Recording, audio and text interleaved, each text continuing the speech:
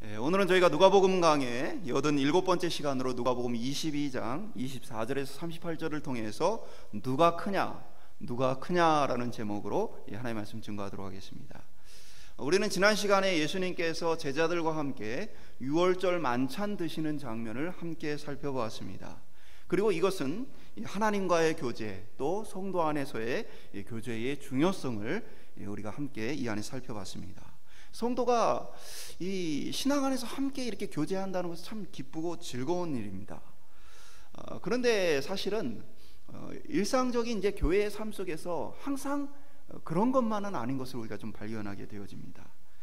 우리가 먼 길을 갈 때에도 사랑하는 사람과 함께 가면 그 길이 굉장히 짧게 느껴집니다. 제가 요즘에 이제 운동을 조금씩 하고 있는데 저희 아내와 어제는 오늘 이제 생일 맞으신 분들을 위해서 케이크를 사러 고산리까지 이제 가는데 둘이 걸어갔어요. 근데 길이 너무 짧은 거예요. 이렇게 짧을 수가. 그 얘기는 제가 저희 아내를 굉장히 사랑하고 있다, 아직도 사랑하는 마음이 있다, 뭐 그런 증거인 것이죠. 오늘 반찬이 좋아지겠죠. 그러니까 그러한 부분에서 보면 사랑하는 사람과 함께하는 시간이 얼마나 기쁘고 즐거울까요? 그러니까 성도 안에서 같은 믿음을 가지고 서로 사랑하면서 지내는 것이 얼마나 행복하고 좋을 것인가. 그런데 말씀드린 것처럼 가끔 우리 안에서도 다툼이나 분쟁이나 마음 상하는 일들이 생겨난다는 것이죠. 그것은 지난 시간 우리가 살펴본 것처럼 가룟 유다와 같이 예수님을 팔자, 구원에 합당하지 않은 자가 교회 안에 있기 때문만은 아니다라는 것을 오늘 본문을 통해 보게 되어집니다. 가룟 유다가 이미 예수님을 팔기 위해서 자리를 떠났습니다. 그러나 이 유월절 성만찬의 자리에 제자들은 또 다툼을 시작하는 모습을 보게 되어집니다. 그러니까 이들 사이에는 예수님 십자가가 지금 코앞에 있고 예수님은 이제 너희를 위해 죽어야 되겠다라는 마음을 갖고 계신데 제자들은 여전히 그 앞에서 서로 누가 크냐 하고 분쟁하는 모습을 보게 되어져요. 세상 사람들은 이러한 이제 성도들 또는 교회 안에 있는 사람들의 모습을 보면서 왜 예수 믿는 사람이 그러냐 할 때가 많이 있습니다. 예수 믿는 사람이 왜 그러냐, 그 말을 들어보면 우리가 좀 부끄러움을 느끼기도 하지만 또 이 말을 뒤집어서 생각하면 예수 믿는 사람이 왜 저러냐, 세상 사람들이 손가락질을 하는 우리의 부족함에도 하나님이 우리를 구원의 자리로 초대하시고 우리의 예배를 받으시고 우리를 변화시키고 계시다는 이 사실은 또한 이것이 큰 은혜구나 라는 사실도 동시에 깨닫게 되어집니다. 오늘 본문을 통해서 우리의 연약함에도 불구하고 우리를 구원으로 초대하시고 우리와 함께 하시는 예수 그리스도의 이 은혜에 대해서 함께 살펴보도록 하겠습니다. 첫 번째 한번 따라해 보겠습니다. 누가 크냐? 24절에 보면 또 그들 사이에 그중 누가 크냐 하는 다툼이 일어난지라. 그러니까 지금 이 자리는 성만찬 자리입니다. 함께 예수님과의 하나됨, 그리고 성도의 하나됨, 하나님과의 회복, 이러한 귀한 시간에, 바로 그 시간에 제자들이 뭐하고 있어요? 누가 크냐 하는 논쟁이 벌어지게 되어 있고, 이 다툼이란 말은 논쟁, 말싸움을 얘기하는 것입니다. 서로 안에서 말싸움이 나타났는데 이 말싸움이 처음이 아닙니다. 누가복음 9장 46절에도 보면 제자 중에서 누가 크냐 하는 변론이 일어나니, 그러니까 이 싸움은 갑자기 일어난 게 아니고 제자들은 무엇입니까? 계속해서 누가 크냐 하는 싸움을 해왔다는 사실을 우리가 보게 되어져요. 그리고 이 누가복음 9장 46절은 제자들을 예수님께서 보내서 병을 고치고 귀신을 쫓아내고 이러한 권능을 가지고 행하다가 제자들이 돌아와서 행하는 일이에요. 하나님의 권능과 능력을 경험하고는 이들이 와서 하는 일은 뭐였어요? 누가 크냐 하고 싸우는 일을 했어요. 근데 오늘 예수님 십자가의 바로 이 사건을 눈앞에 둔 제자들의 모습은 여전히 변하지 않았어요. 누가 크냐? 또 말싸움을 하고 있는 것입니다. 이 가톨릭에서는 이 베드로를 예수님의 수제자라고 얘기를 합니다. 근데 오늘 본문을 보면 예수님도 베드로를 수제자라고 부른 적이 없습니다. 그리고 제자들 중에서도 베드로를 수제자라고 인정한 적이 없습니다. 그렇죠? 오히려 제자들은 계속해서 누가 큰 자인지 서로 싸워왔다는 사실을 보게 되어져요. 근데 가톨릭의 이러한 터무니없는 주장은 두 가지인데, 하나는 자기들이 베드로의 사도권을 정통성을 부여받았다. 근데 아무런 근거가 없어요. 그리고 베드로가 수제자라는 또 하나의 근거도 없습니다. 근데 왜 이들이 이렇게 주장을 했느냐? 당시에는 로마에만 교회가 있던 것이 아니라 교회의 중심지들이 안디옥에도 있고 알렉산드리아에도 있고 콘스탄티노플에도 있고 여러 가지 이 교회의 중심적인 지역들이 많았고, 그곳마다 교황 또는 주교라고 불려지는 지도자들이 있었어요. 근데 이 로마 교회가 다른 교회들보다 우리가 더 우월하고 우리가 더 높은 자리에 있다는 사실을 주장하기 위해서, 내가 더 크다라고 주장하기 위해서 베드로가 수제자고 그 베드로의 사도권을 우리가 정통성을 받았다라고 주장하면서 이런 논쟁이 벌어지게 되어진 것이에요. 가톨릭에만 이런 것이 있는 것이 아닙니다. 우리 이제 교단을 우리가 합동교단이라고 얘기를 하는데, 통합교단과 합동교단이 원래는 하나였습니다. 근데 이것이 시간이 지나면서 여러 가지 문제로 인해서 갈라지게 되어집니다. 그때 누가 정통성을 가지고 왔느냐라는 부분에 있어서 어떤 우리 교단 안에서의 분들도 우리를 장자교단이다 이런 표현을 쓰시는 분들이 계세요. 그것은 합동교단이 아닌 우리가 정통성을 갖고 있다, 그런 이제 의미로 그런 표현을 쓰는 거예요. 그러니까 무슨 말씀을 드리냐면, 시대가 바뀌고 문화가 바뀌어도 누가 크냐 하는 싸움이 끊어지지 않았다는 사실이에요. 심지어는 교회 안에서, 제자들 안에서, 교회 안에서 누가 크냐 하는 이 다툼이 계속해서 벌어지고 있다는 사실입니다. 이러한 이 누가 크냐의 싸움에 대한 근본적인 이유는 인간이 자기 자신을 있는 그대로 인정하고 받아들이지 못하기 때문에 그렇습니다. 자꾸만 다른 사람 또는 다른 단체, 다른 것과 비교를 통해서 자기의 존재 가치를 찾으려 하기 때문에 이런 문제가 발생한다는 거예요. 우리에게 시기, 질투가 일어나는 이유는 바로 비교 때문입니다. 만약에 내가 충분히 나 자신을 인정하고 내가 충분히 나 자신을 사랑하고 있다라면 사실은 이러한 문제가 발생하지 않아요. 예를 들면 내가 배가 부르면 먹을 것에 대한 욕심이 크게 일어나지 않습니다. 내가 넉넉하면, 내 마음이 풍족하면 재물이나 여러 가지 다른 것들에 대한 욕심이 크게 일어나지 않습니다. 그런데 내가 그것에 집중하게 되어지는 이유는 바로 우리 안에 텅 빈 공허함 때문에 그런 것이죠. 아담과 하와 역시도 그들이 하나님 창조하셨지만 그들 속에 무엇입니까? 자기 자신에 대한 만족함이 없어요. 그러니까 뭐예요? 하나님과 같이 되어야 되겠다. 하나님이 자신들을 만드신 것에 그들이 만족하지 못하고 어떻게 해요? 내가 하나님처럼 돼야 되겠다라는 생각을 갖게 되었던 것처럼 우리 죄의 이 본성 자체가 무엇입니까? 우리 자신을 있는 그대로 받아들이지 못하고 자꾸만 다른 것과 비교하며 그것들을 추구하는 피곤한 이 죄의 본성을 우리가 갖고 있어요. 인간 내면의 이 부패는 다른 사람들을 때로는 비난하고 정죄하며 끌어내리게 되어집니다. 왜 그렇습니까? 내가 그 사람처럼 높아지지 못하면 무엇입니까? 그 사람을 나보다 더 낮게 끌어내려야만 상대적으로 내가 높아진다 마음을 갖기 때문에 그렇습니다.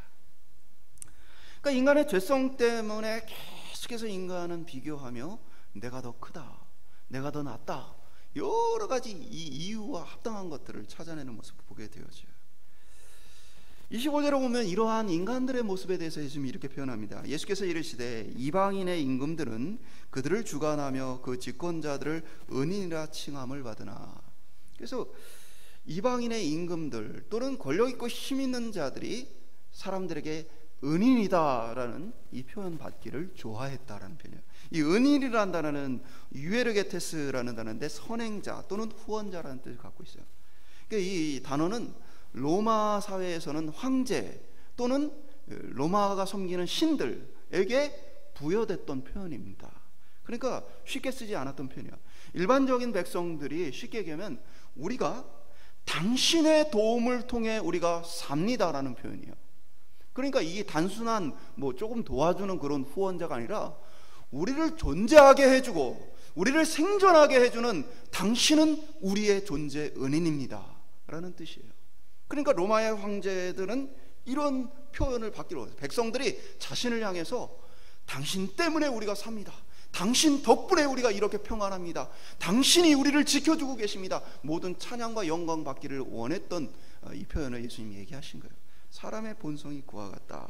칭찬받기를 원하고 칭호받기를 원한다라는 것이죠. 우리 속담에도 비슷한 것이 있습니다. 호랑이는 죽어서 가죽을 남기고 사람은 죽어서 이름을 남긴다. 이게 굉장히 좋은 표현 같지만 사실 우리 성경적으로 본다면 그렇게 좋은 표현이 아닙니다. 우리는 죽어서 이름을 남길 것이 아니고 우리는 죽어서 뭘 남겨야 됩니까? 예수 그리스도의 십자가의 복음을 남겨야 됩니다. 내 이름을 남기는 것이 아니고 예수의 십자가의 복음을 자랑하고 그것을 남겨야 하는 것입니다. 그러나 세상은 무엇입니까? 명성을 남기기를 원하고 뛰어난 업적을 남기기를 원하고 대단한 것들을 남기기를 원하는 거예요. 그것을 통해서 이건 뭐예요? 죽어서까지 자신이 높임받고 칭송받기를 원하는 인간의 본성을 보여주고 있는 것이죠. 예수님은 자기 자신을 그 모범으로 제시합니다. 자신은 앉아서 먹는 자가 아니라 섬기는 자로 이 땅에 왔다. 앉아서 먹는 자가 더 대접을 받는 자입니다. 젊은 자보다는 나이가 많은 자가 대접을 받는 자입니다. 그러나 주님은 나는 대접 받는 자가 아니라 섬기는 자로 이 땅에 왔다 이야기를 하시는 거예요. 우리 속에는 더 사랑받고 싶고 더 대접받고 싶고 더 인정받고 싶은 마음이 있습니다. 그 이유는 예수 그리스도의 사랑이 우리의 마음 가운데 충만하지 않기 때문에 그런 것이에요. 그래서 예수의 사랑이 내 안에 가득하지 않기 때문에 배고픔과 갈증이 나눔과 같이 인정에 대한 욕구와 어떤 업적에 대한 욕구, 권위에 대한 욕구가 우리 속에 일어나게 되어지는 거예요. 중요한 것은요, 예수의 사랑이 우리 안에 가득하게 되어지면 다른 이들의 시선이나 다른 이들의 관심이 나에게 그렇게 큰 영향력을 주지 않는다는 사실입니다. 우리의 내면의 질병을 치유하는 가장 좋은 치료약은 무엇입니까? 예수 그리스도입니다.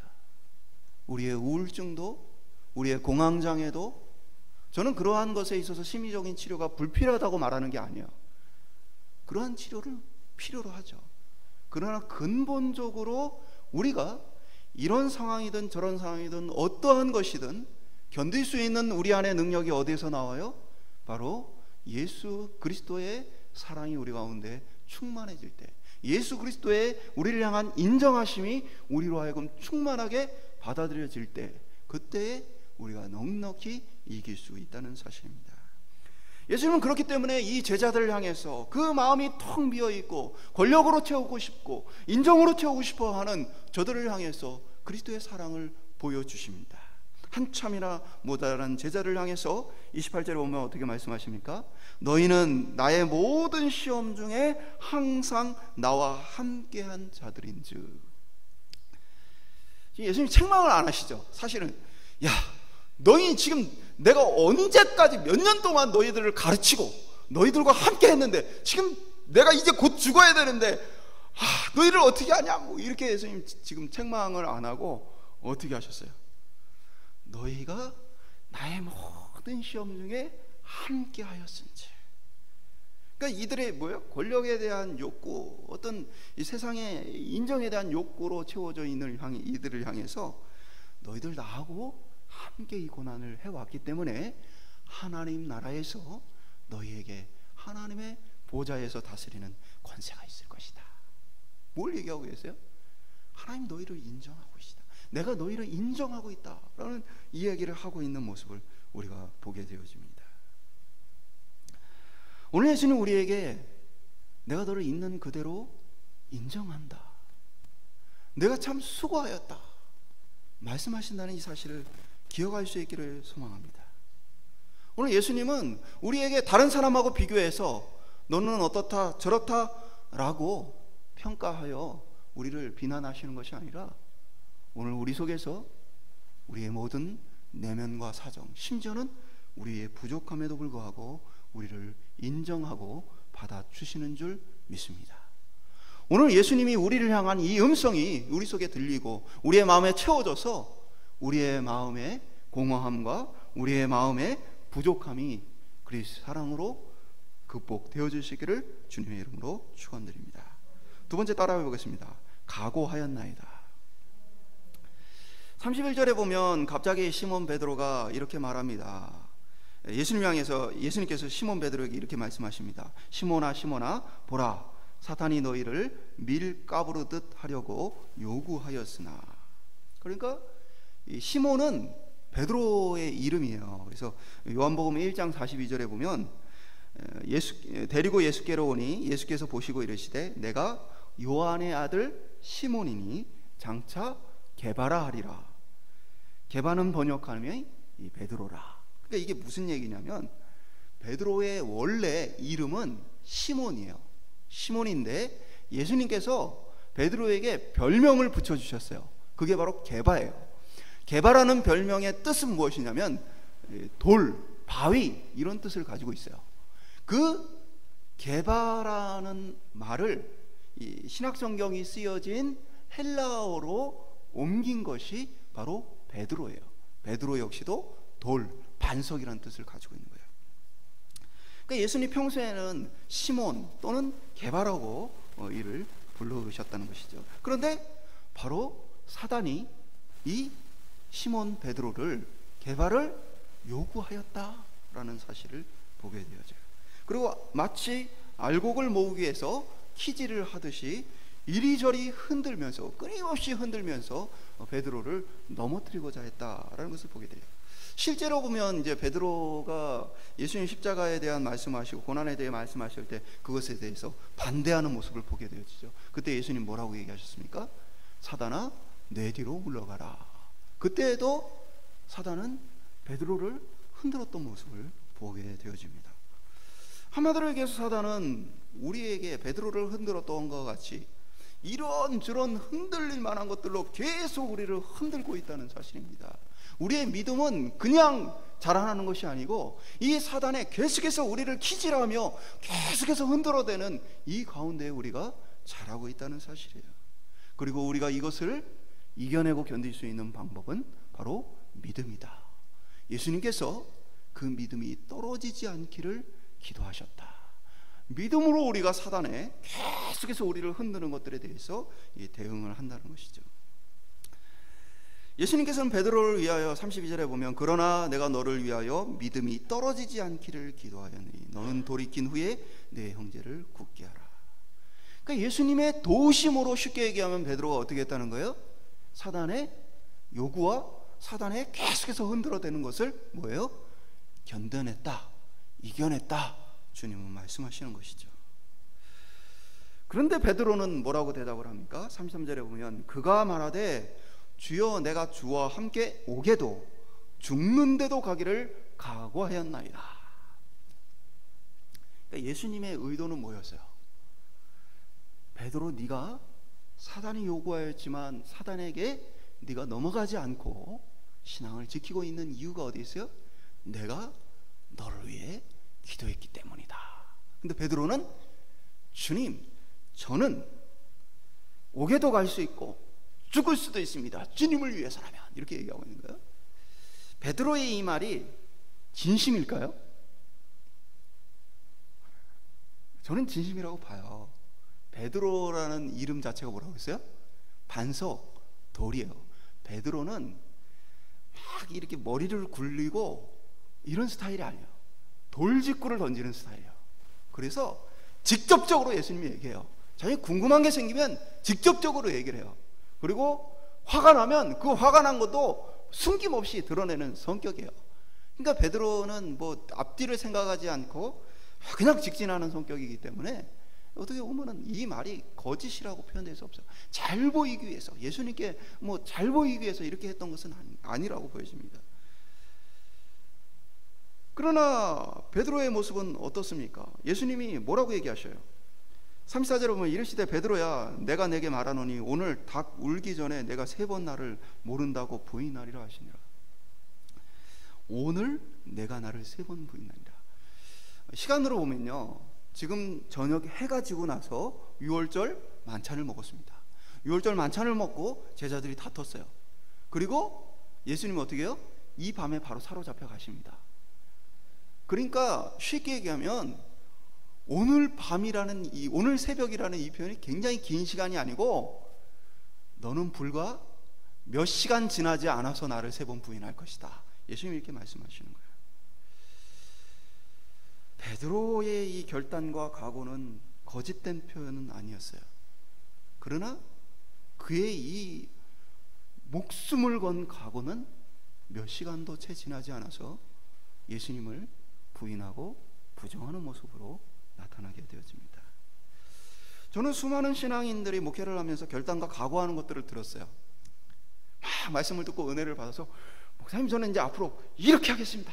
저희 앞으로 이렇게 섬기겠습니다. 뭐 이런 각오와 결단을 많이 들었어요. 제가 목회 처음 할 때는 막 감동이 되고 정말 막 굉장히 기대가 됐어요. 이 성도가 변화되겠구나. 이 친구가 정말 새로워지겠구나.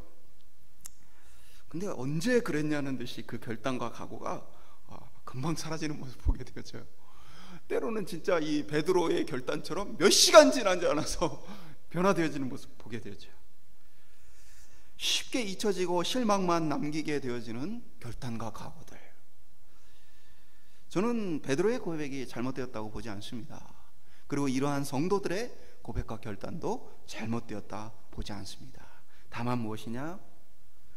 우리의 결단과 각오가 사실 그렇게 믿음직하지 않다라는 사실을 깨닫게 되어져요. 우리의 결단과 각오가 진심이지만 그러나 그것을 신뢰야만 하지 못하구나. 왜 그렇습니까? 우리는 쉽게 변하는 존재라는 사실이에요. 나는 변질되어지지 않을 거야. 나는 이 신앙의 순수함을 지키며 하나님의 뜻을 따라갈 거야 라고 저도 목회를 했지만 수많은 선배들이, 신앙의 선배들이 변질되는 모습을 보고 손가락질 받는 모습을 보게 되어지잖아요. 우리 자신의 결단과 각오는 이처럼 믿을 것이 못 됩니다. 그것이 진실한 것일지는 모르지만 그 고백의 무게를 감당할 능력이 있느냐는 별개의 문제라는 사실이에요. 고백은 했지만 고백대로 살 능력은 부족한 것입니다. 학생들이 다 공부하고 싶어요. 공부 잘하고 싶어요. 근데 집중해서 공부하고 다른 것들을 이렇게 제한하고 다른 것들을 참으면서 인내하면서 실제로 공부를 하느냐? 별개의 상황입니다. 그렇죠? 나이가 들면은 몸이 마음을 못 따라옵니다. 잘할 수 있을 것 같은데, 마음으로는 잘할 수 있을 것 같은데 몸이 안 따라옵니다. 몸에 능력이 떨어진 거예요. 마음은 진실해요. 진짜예요. 그런데 그럴 만한 능력이 뒷받침되지 못해요. 우리 신앙도 마찬가지예요. 우리의 믿음의 고백이 진실하지 않아서가 아니라 진실한 고백을 하지만 그 믿음을 따라 살 능력이 아직 우리에게 채워지지 않았기 때문에 그것을 따라 살 수 없게 되어지는 거예요. 사단의 요구에 주님께서 기도하셨듯이 우리의 삶은 예수 그리스도의 도우심이 절실히 필요하다는 사실이에요.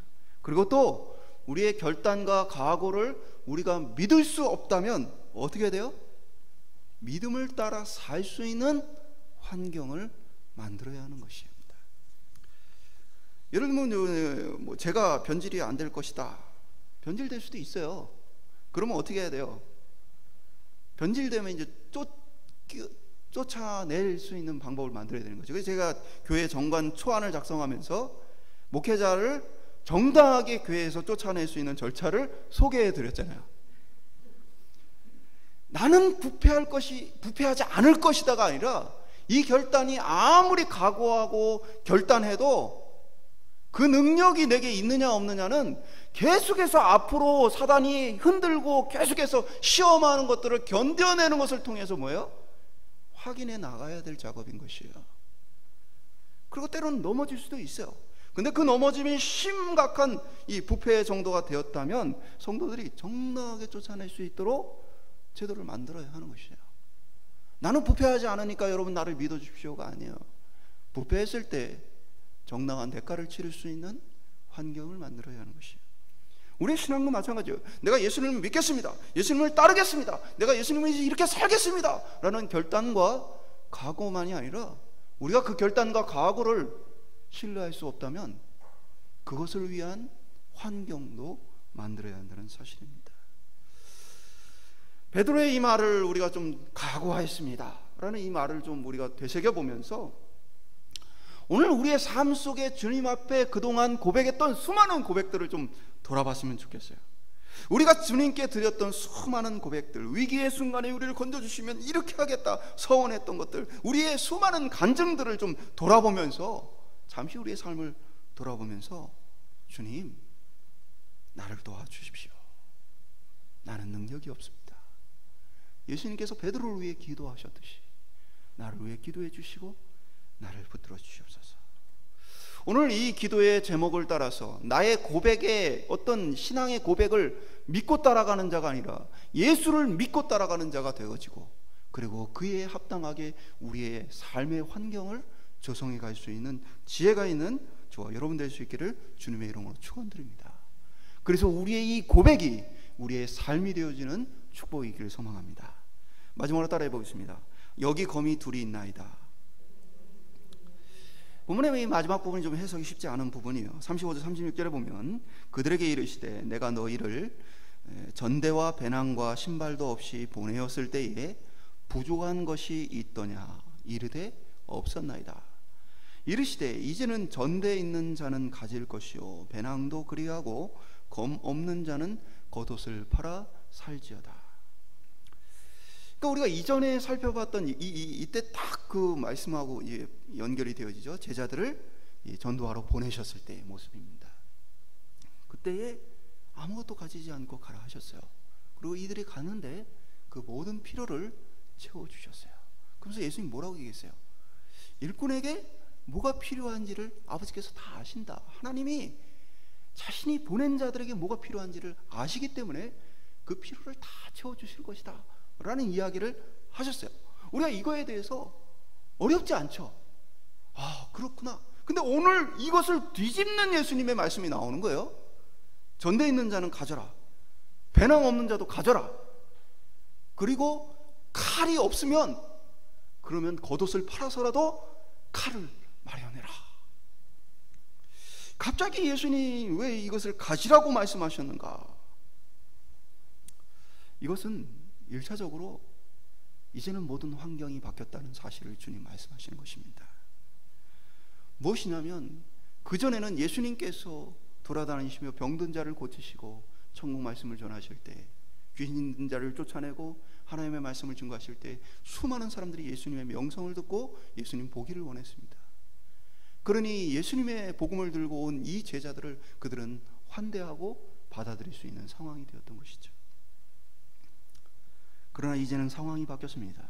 그들이 추앙하던 예수는 죄인으로 십자가에 돌아가시게 될 것이고 이제 그 죄인의 추종자들은 때로는 쫓김을 당하거나 위협을 당할 만한 상황에 놓이게 되어진다는 사실입니다. 예수님이 이렇게 말씀하시는 거예요. 이전에는 사람들이 너희를 환대했지만 이제는 사람들이 너희를 거부할 것이다. 전에는 너희에게 먹을 것을 주었지만 이제는 사람들이 너희를 외면할 것이다.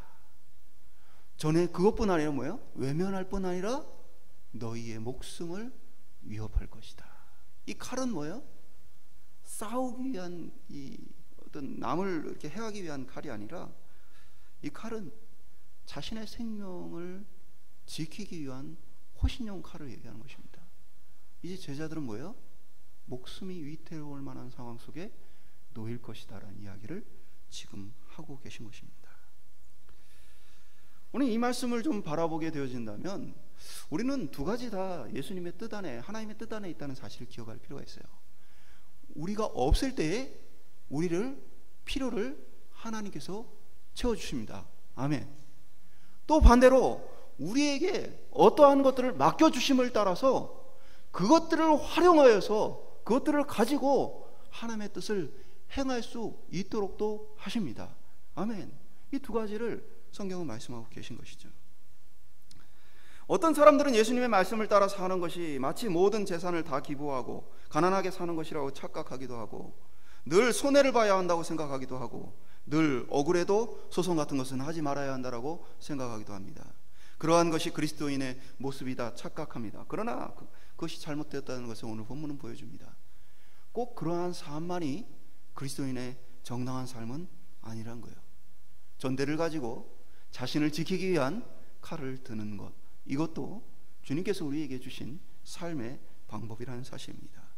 우리가 이러한 수단들을 악용해서는 안 되겠지만, 그리스도인이라고 해서 여러분들에게 주어진 정당한 권리들을 무조건 포기해야 한다는 것은 아니라는 사실입니다.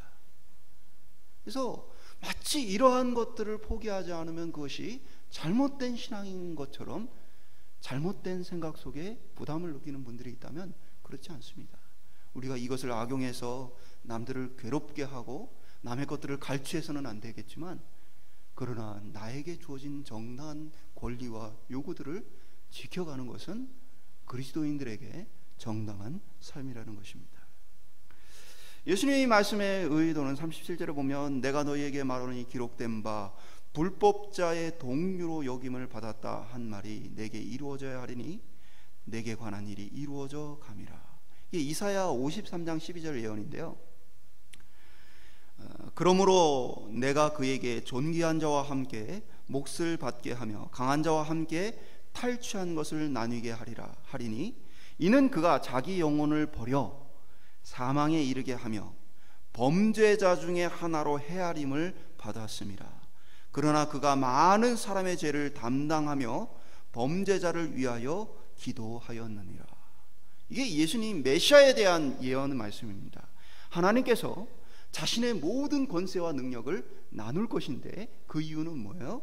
바로 범죄자들 중에 하나로 헤아림을 받아서 그 영혼을 버려 사망에 이르게 하였다. 바로 예수님 십자가 사건이에요. 예수님 십자가에서 뭐라고 얘기했어요? 하나님을 향해서 어찌하여 나를 버리시나이까? 라는 고백했어요. 바로 이 영혼을 버렸다는 표현이 이것입니다. 하나님과의 관계가 끊어졌다라는 것을 보여주는 거예요. 예수님의 십자가의 죽음은 또 많은 죄를 담당하며 범죄자들을 위하여 기도하였다. 오늘 이 일이 어떻게 되는 거예요? 이제 이루어질 때가 가까이 왔다. 이 십자가가 진행되어지면 자신은 범죄자가 되어지고, 환호하던 이들은 이제 거부하고 위협하고 제자들의 삶도 그와 같이 될 것이다. 이런데 제자들은 이 십자가의 의미를 전혀 깨닫지 못하죠. 그러니까 38절에 보면 뭐라고 얘기해요? 그들이 여짜오되 주여 보소서 여기 검이 둘 있나이다. 주님 칼 여기 두 개가 있어요 라고 말해요. 그러니까 예수님 대답 뭐예요? 족하다. 이 말은 이제 어떤 의미겠어요? 더 이상 설명을 할 필요가 없다. 이제 그만 되었다라는 의미로 우리가 해석을 할 수 있죠. 제자들은 누가 크냐 싸우고 있어요. 왜 그랬겠어요? 제자들의 생각은 지금 예수님 십자가는 추워도 생각을 못하고 있어요.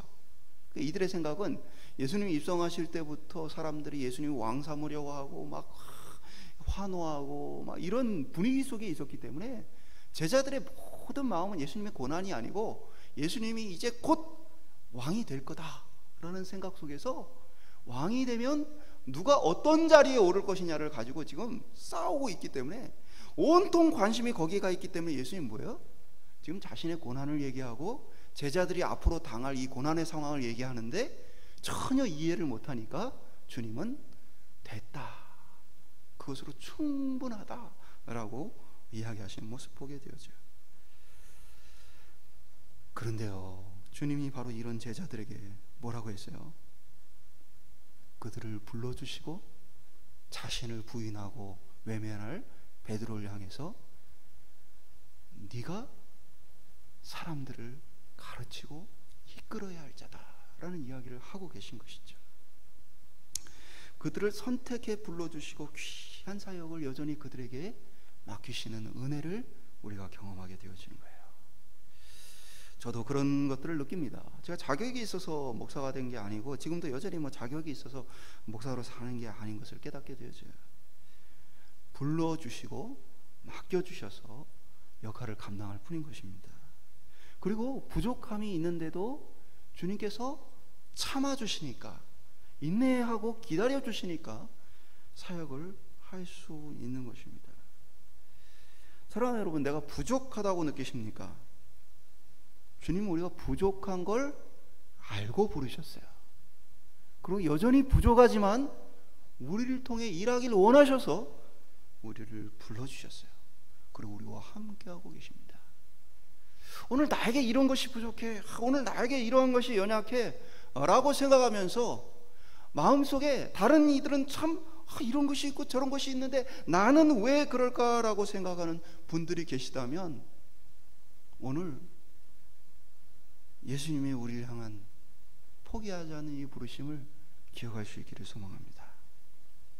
주님은 오늘도 우리와 함께 하시며 우리를 인정해 주십니다. 말씀 맺도록 하겠습니다. 우리 거룩한 성만찬 공동체를 우리가 이루어야 합니다. 그러기 위해 서로 사랑해야 합니다. 그러나 실제 우리의 모습은 항상 이러한 이상적인 모습만은 아닐 것입니다. 우리 속에는 시기도 있고 미움도 있고 열등감도 있고 교만도 있습니다. 때로는 마음만 앞서서 말만 앞서고 그러한 신앙의 고백과는 먼 삶의 모습들을 가지는 주님 앞에 거짓말쟁이인 우리 모습을 자주 발견하게 되어집니다. 때로는 아직도 주님의 뜻을 깨닫지 못해서 내 자신의 착각 속에 헤매며 내 마음대로 내 뜻대로 신앙생활을 하고 있는지 모릅니다.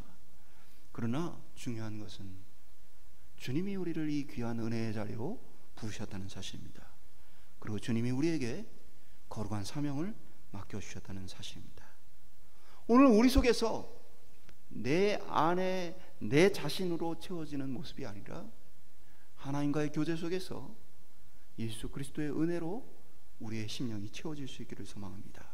그러면 그 속에서 나를 인정해 주시는 예수님을 만나게 되어지고 나를 사랑해 주시는 예수님을 만나게 되어지고 나와 함께 하시기를 원하시는 예수님을 만나게 되어질 것입니다. 주의 은혜를 깨닫고 이 사랑을 깨닫고 소망과 인내로 여전히 부족하지만 한 걸음씩 믿음의 길을 걸어가는 믿음의 공동체, 여전히 부족하지만 매일매일 성숙하는 믿음의 성만찬 공동체로 저와 여러분 설 수 있기를 주님의 이름으로 축원드립니다.